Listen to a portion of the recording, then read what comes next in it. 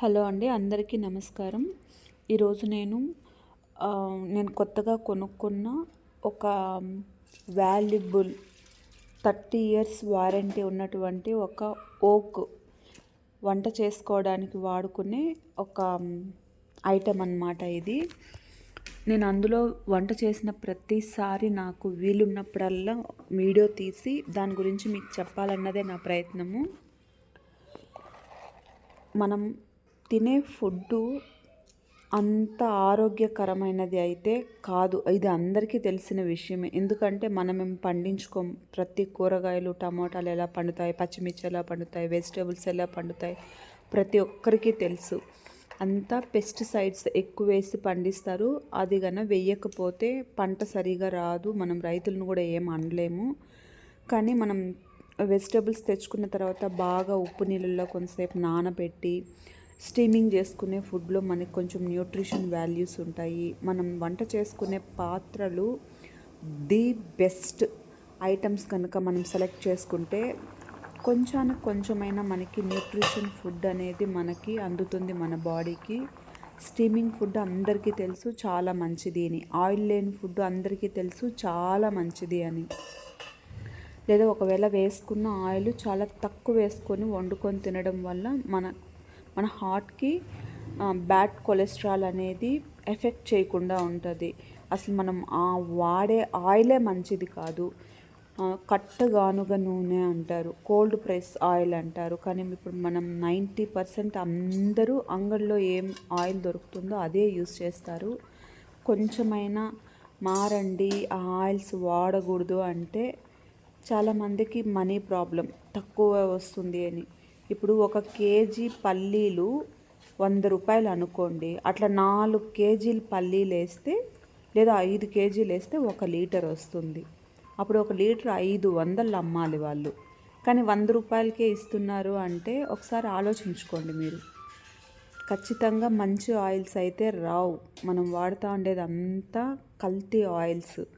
దీనివల్ల మన హార్ట్కి ఎంత ప్రాబ్లం అంటే చాలామందికి తెలీదు.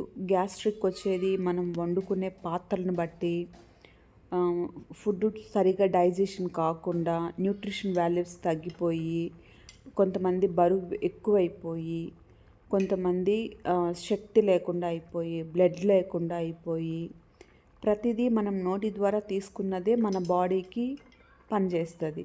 మనం తీసుకునే ఫుడ్డే హెల్తీగా లేదు అంటే మనం పోను ఇంకా మన జీవన విధానం ఎలా ఉంటుందో ఒక్కసారి ఆలోచించండి.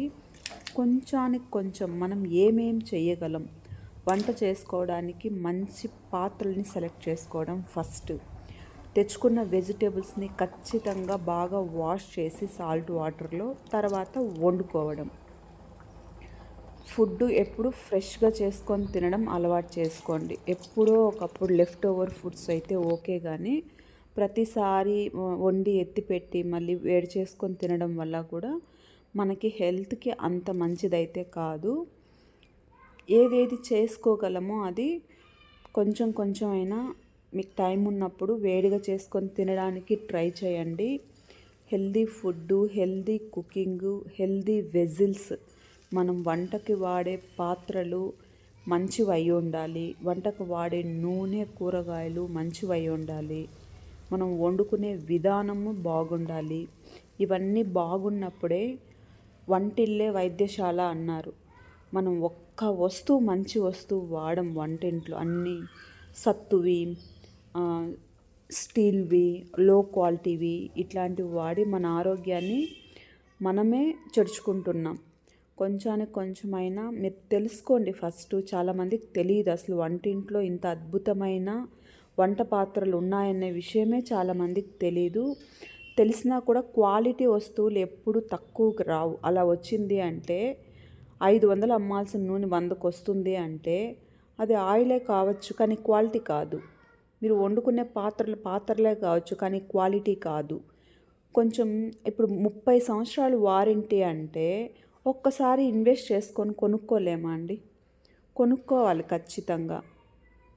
19,000, 20,000, 30 సంవత్సరాలు నూనె లేకుండా వంట చేసుకోవచ్చు. ఆవిరి పైన వంట చేసుకోవచ్చు. తక్కువ నూనెతో వంట చేసుకోవచ్చు.